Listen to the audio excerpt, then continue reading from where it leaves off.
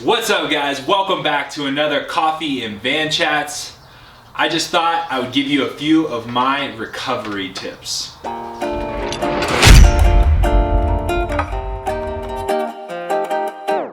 So, when talking about recovery, I kind of want to break it down in three different sections: fueling, stretching, and sleep. So let's start with fueling, because we're going to have to break this down into three separate sections: pre, intra, and post. So let's talk pre-workout. So really what I'm looking for is trying to keep it carb dense and fat on the low end to more or less make sure that that fuel is digesting quickly, so I'm ready to go and I'm firing on all cylinders.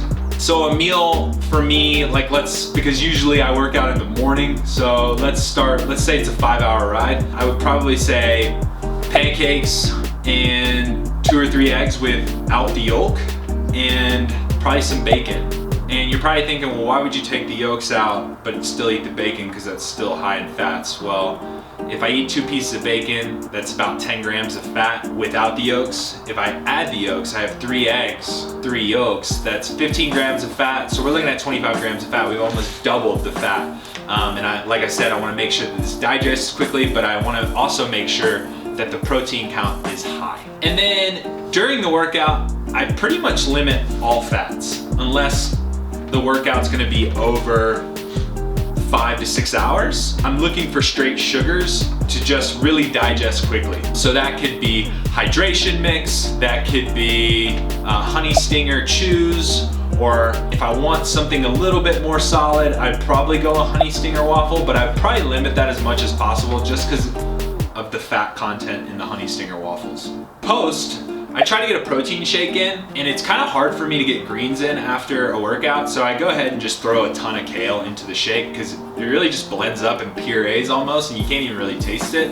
And then this is where my fats start to come in. So I start to add a little bit more fat into my meals to kind of help speed the recovery process. But as my fat content rises, my carbohydrate content lowers to kind of help speed the recovery and make sure that I'm getting the saturation of those proteins. Now, let's talk about stretching. This is one thing I do not do enough of, and I probably will do a separate video on some stretches that I like and that I feel that help me a little bit in my training. But just some of the few stretches that I like to do a couple of hip openers, and I use a Soul Right, which I will leave a link to them in the description below to help open up the psoas. So essentially it puts me in the opposite position that I'm in on the bike, which kind of helps counterbalance more or less. So now let's talk about sleep. So I'm not sponsored by Whoop at all, but I feel like it's one of the best sleep tools on the market right now. And I don't really maximize the features that Whoop offers, besides the features of how much did I sleep, how much have I slept over the last week, and what is my recovery score / HRV looking like in a trend. And so knowing that I slept 8 hours last night isn't gonna affect me too much if I slept 4 hours the last 3 nights before it. What's key is trying to look at the trends of your sleep and trying to get an idea of your sleep cycle. And what I've noticed is if I have one bad day of sleep, then it tends to lead to 3 or 4 more bad days of sleep. So I try to get ahead of it while I can. And how I do that is I check it every morning and just see the last 2 days of, is my sleep getting higher or is my sleep getting lower? And then I try to set an alarm to remind myself, hey, let's try to get in bed at around this time. And I try to set up and plan my day around that. Those are some of the things that I do for recovery.